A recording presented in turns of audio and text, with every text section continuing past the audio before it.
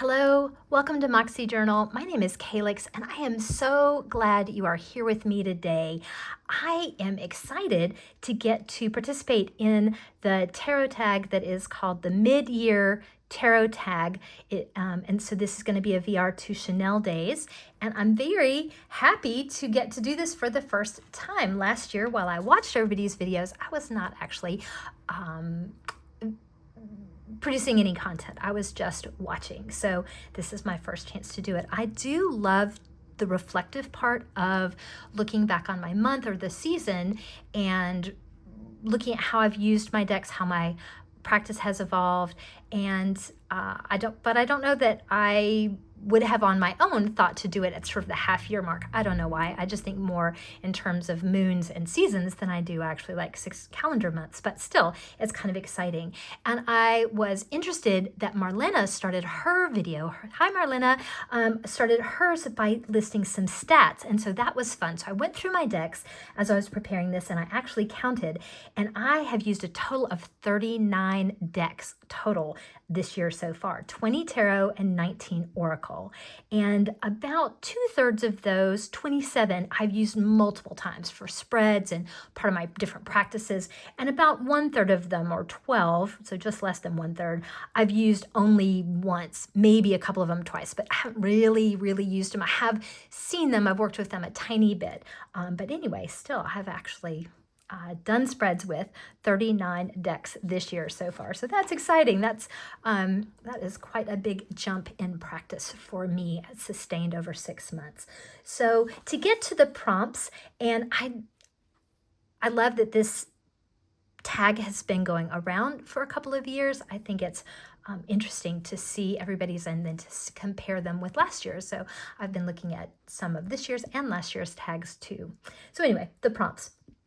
The first one is a deck that you've used the most so far in 2025. And if you have seen any of my videos, you've probably seen this one. If you haven't, welcome to Moxie Journal for the first time. But my deck of choice for daily draws, and I called the Wild Unknown by Kim Krantz. I call this my BFF. This is just the deck that is easy for me. I bought it when I didn't know anything about TarotTube. I didn't really know anything about the community, so I had no idea what kind of upheaval it was causing. I just knew that it was pretty. I was an artist and I'm a journaler, and I saw it and I had to have it, and I have been working with it ever since. So it has been truly wonderful. And I talk every day. I'm not going to show this one because I think everybody's seen this one, but the way I use this is I use the pocket tarot. I shuffle and I draw, and then I put that corresponding card I go through from my larger cards. I put that on my altar for the day, and then I sync them up every once in a while. So that was prompt number 1. Prompt number 2 is a new deck that came into your collection. Well, I have a lot of new decks, confession time, but I wanted to show one that I just got that I haven't worked with yet, so it doesn't count as that 39. And I think I saw this on Fairlight Tarot's channel, and it's really beautiful. This is the Solara Occulto Meliora Tarot, and I don't know who it's by. Crimson Asteria Tarot. I did look and try and find the artist, and I couldn't find it listed in here. But this deck it's a limited color palette, and you can see this is a very big box because it's got the tarot and an oracle kind of built in. Also, these are really thick cards, but this is just an extra card. So I guess that's the Crimson Asteria, which I don't have. And then these are the oracle cards. And then these are the tarot cards. And I just am really interested in the imagery, the color pathways. This is not a color pathway that usually speaks to me. I'm a purple and blue and green kind of gal. So this kind of earthy brown and golden yellow with the black and white is very different.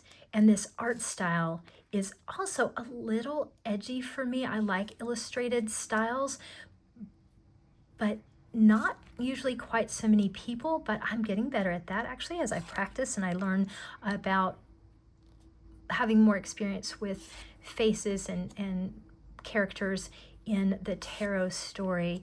I am getting better with that. I love this Queen of Pentacles and her little companion there. So this has been a really fun new acquisition. As I said, I've not actually worked with it. I love, this is one of my favorite cards in tarot, this Three of Wands. I like this as a card and the meaning, and I think this is an interesting depiction. I've flipped through this a couple of times. I have kind of held it. I've put it on my altar, but I haven't actually done a spread. I haven't welcomed it in to my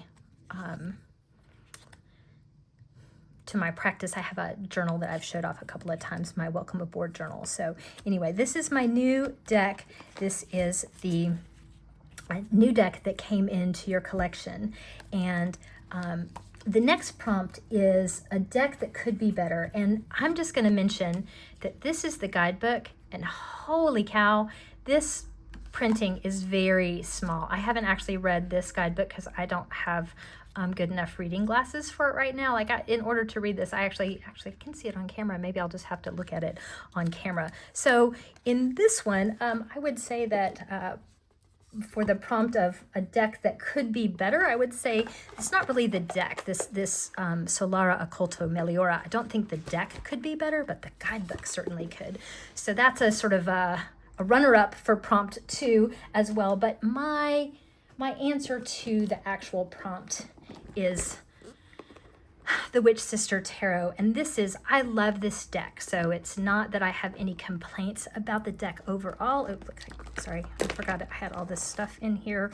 Where are the cards? Oh, la. I have a whole journal. I have a Hobonichi cousin that I bought that I'm using to journal and study with this. I do write-ups. I put it in. So I love this deck. I use it. But here's the thing that could be better for me. And I have it in a Kelly Bear pouch. I actually was using this pouch on a different deck, but then I put that deck away, and I'm probably not going to use it for the rest of the year, and I couldn't bear not to get to use my Kelly Bear pouch. So anyway, it's the backs of these cards. It's pretty. It's this kind of fleshy pink color that's a little strange to me when the cards are a lot of these other blues and kind of earthy tones and this kind of green. I don't know, there is something every time I open them up that this colorway is a little jarring to me. Now, I do think that this is maybe a me problem more than an anybody else problem. I do have a little bit of synesthesia, and sometimes certain colors, synesthesia meaning so my senses kind of overlap, and so sometimes some colors make me have a funny taste in my mouth, or some sounds make me see colors in a different way. So it may just be that that color hits something in my synesthesia, but it is something that if she would re-release the deck with just any other color there, I would love it. But I'm going to keep using that deck because it is truly one of my favorites. All right, so that was question number 3, a deck that could be better. And then deck number 4, excuse me, question number 4, a deck that you are currently using. And so obviously, the Wild Unknown is one of those, but the deck that I have started using every day with it, and I think I'm just going to keep going. I don't think this is going to be a seasonal. I think this is going to last me, is the Spirit Carrier Oracle by Mia, does it say on here? Mia Illusia. Let me see the back. Here's the back. Spirit Carrier Oracle by Mia Illusia. And these, I did a whole video on, it's totally gushing. So just to let you know, I love this deck and I am using it every day. And these are photographic, they're runes. It's an oracle. Some have triple runes. They have gems. They have nature elements. They have some of them upside down. They have sigils on them, the petroglyphs, key phrases, but their keywords are different from other cards. And I just absolutely love this, and I'm using it every single day. So that is the deck that I am currently using. One of. And then the prompt number 5 says biggest surprise. And this is the Naked Heart Tarot, get that there, by Jillian Wild, the Naked Heart Tarot. And this deck, I loved it. I opened it up and it's beautiful. It's been really interesting. And also what surprised me about it is the way it has come into my practice. Since we're here, I'm going to say there's a question number 7, so I'm going to skip ahead, but it says a favorite single card from a deck. I'll go ahead and show you now because it's the High Priestess and the Ace of Cups. These are my 2 current favorite cards in the deck. I love their meaning. I love the representation, particularly this Ace of Cups. It's my very favorite, so I'd say that's 1 and that's 2 for right now. But these cards have just been surprising in how clear and powerful the readings have been for me. Oh, these are the backs. And some of it is that the write-ups are, this little book is amazing. But the write-up, let's just look at this Ace of Cups, so my favorite card here.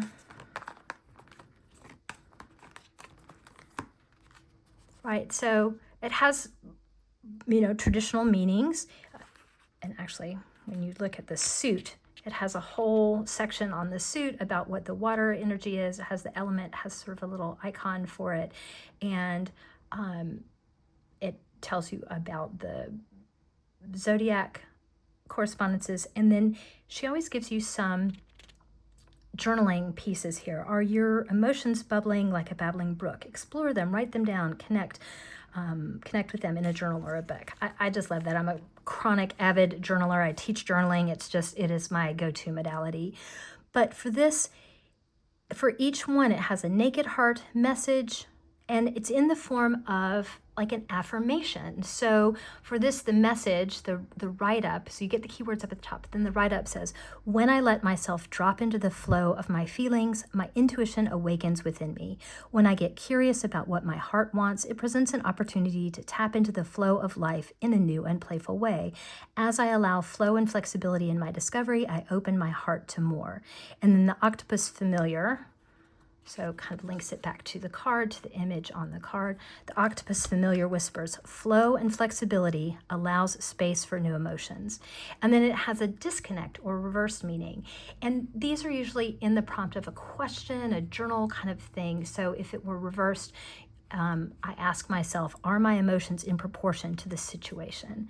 So for me, the reason it's a surprise is because as I started using this deck, I just sort of naturally gravitated towards using it in my recovery process. I'm a 12-stepper and I have a sort of established process for that. And I started sort of organically using this deck with this affirmative sort of write-up style and then these journaling questions for when I ran into blocks or heart disconnects, and it seamlessly works with my recovery and step work, and it has really just been a part of anchoring me when I didn't go out looking for like a deck for my recovery. Like that just wasn't part of it. I sort of had them separated, and this one just kind of worked its way in there. It's an amazingly healing, grounding, and instructive deck. So this has been a wonderful, lovely surprise. And if you know anybody, I would highly recommend yourself or anybody. I would highly recommend this as a great companion to step work. All right, so number 6, deck crush. All right, you guys. Oh, I have a big deck crush. This is a new deck to me. This is the New Wave Tarot Chris Leach at Welkin. This has been, I have been working crazy with it since I got it. This is a deck that is based on music. I did put it back in order. These are the backs, and they are songs, they are groups, all with the 80s. And I made a playlist with all these songs. I've been listening to it. And as I work with it, this book, oh my gosh. Well, first of all, the way it's structured, Oh, and I got out my 80s highlighters for each one. Let me see. I marked one. Okay. So it has a, let me see if I can get it in frame here. It has a write-up where you have lyrics, you have an image, and then it talks about the meaning, and then it talks about how it's associated with a person or the group, and then the songs, the impact on the culture. It has a side A and a side B, so the upright and sort of reverse meaning, and each of these keywords come from lyrics in songs by this artist. And then there's some write-up. Sometimes at the bottom there is a mixtape, kind of at the end of a section, right? There's a mixtape, and it's just really, and these are for the majors, and it's just, the book is beautiful. The way it's spot on with the cards. I'm super crushy. I'm like a teenager, and because it literally taps into that teenage spot when New Wave was, it's like awkward and beautiful and exploratory and everything seems new, and at the same time it really is exploring these universal, eternal archetypes that we go through. It's just been amazing. So crush. It's all I can talk about this New Wave Tarot. And then prompt number 7 is a favorite single card from a deck, which I already showed you, that Ace of Cups from the Naked Hearts, just so pretty. And then prompt number 8 says a deck that makes you happy. This one is so much fun. This is the most playful deck I have. It's a couple of years old, but I only got it this year. This is the Lucky Nugget box for the oh, and you all, it came with stickers. So if you know anything about me, you know how much I just love stickers. It also came with a mini Oracle guidebook, and the artist, Erin Murtha, she also goes by the Lazy Mystic. Look, she wrote me this little note and she drew a little picture. I mean, I love everything about this. It's so playful. It's the kitten, let's see, the Kitten Nugget Tarot. It's like the Lucky Nugget box, but I think it's just the Kitten Nugget Tarot. And it's got a cute little chunky guidebook, and each one of the figures, let me get some cards out. It is in this nice, this is a like little foam absorbing, shock absorbing foam tray there, but it's a little hard to get in and out sometimes. Let me show these cards off. Ooh. They have real pretty foiling, and then they're just so playful and cute. Like they have the little boxes, and it does follow the Rider-Waite-Smith system, the logic, and a lot of the images, but you have like the little nuggets. You often have little sauces. They just, I love the way this is imagined. The suits have different colors. The colors match. They mean a lot to me. I love the little, right there's her little character, her little companion.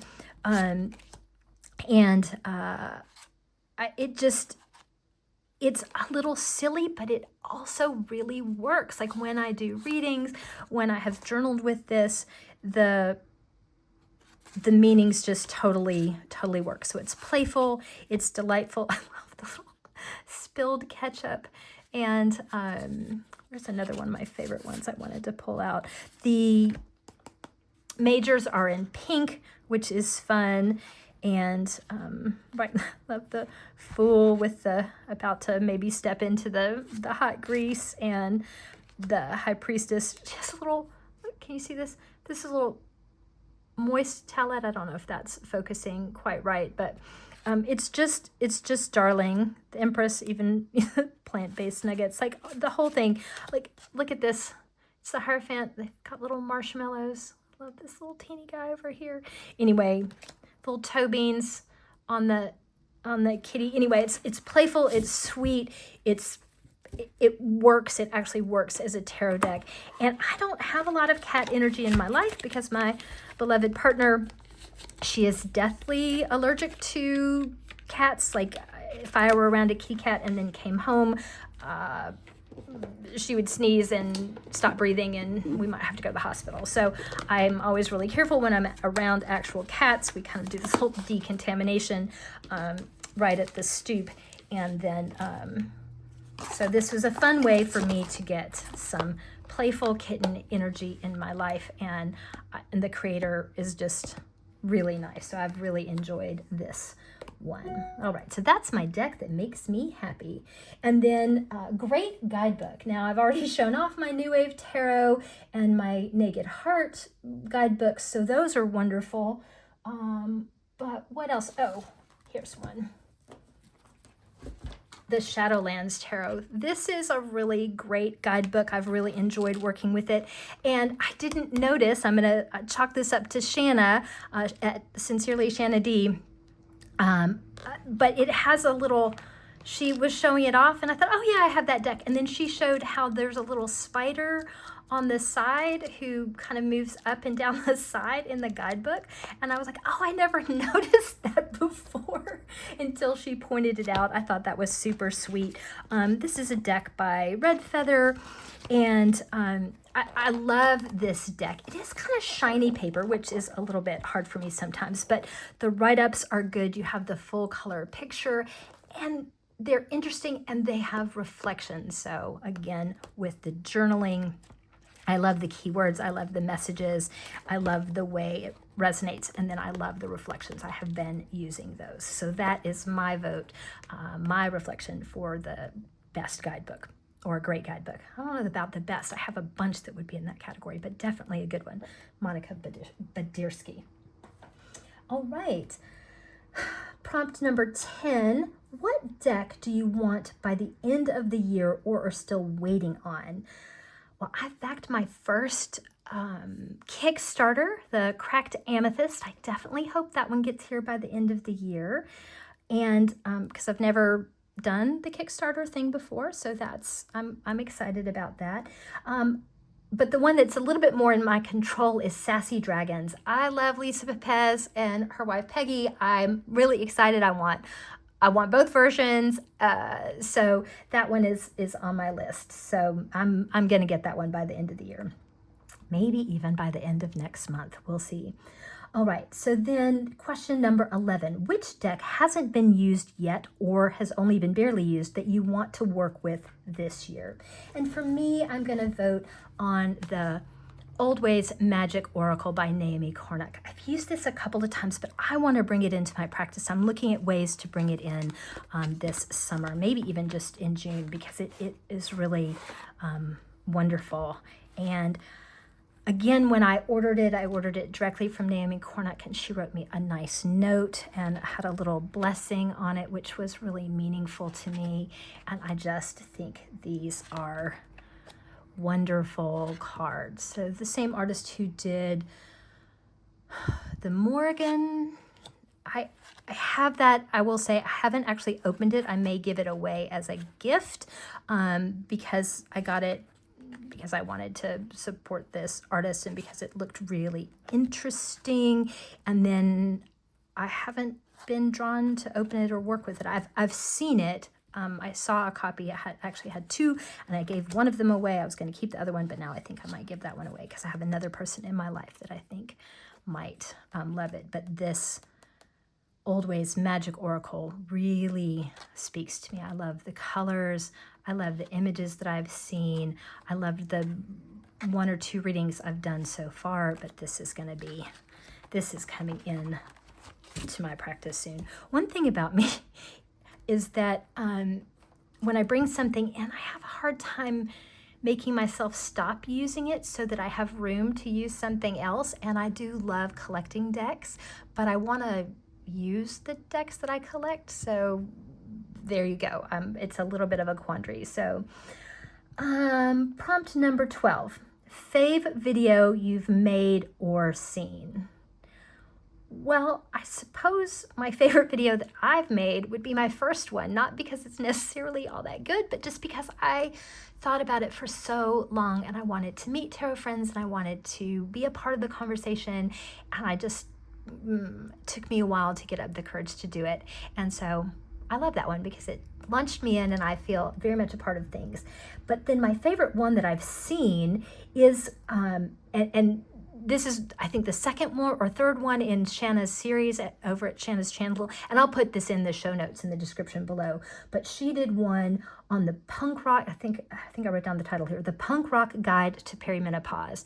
And it is a phenomenal video. I have yet to actually do the ritual, but I've watched it, I've journaled about it, I've thought about it. I just think this is an incredible video. I love the way she offers up some spreads, some ways to think about our tarot cards, and particularly speaking to Gen X. I'm definitely in the stage that she's talking about, and the punk rock thing, right? Obviously, I'm back in a music place, and I was a punk girl before I found new wave, actually. So punk speaks to me, punk, goth, and then the new wave. So all of that is just coming back, and I love that the music and the connection to cards is part of it. So again, I will link that to that video. I mean, I love so many creators, but that one really spoke to me. All right, question number 13. Oh, this is an instruction actually. Pull a card for the next 6 months, or pick a card whose energy you want to bring into the next 6 months. You know what? I think I'm going to go ahead and use the Old Ways Magic Oracle. Actually, these are a little hard for me to, yeah. A little hard because they're big. They are flexible, so sometimes I can get them shuffled if I do it gently. There we go. They're a little big. I don't know that I can do them this way. Nope, can't do that. Okay, so you know what? We'll do some overhand like this.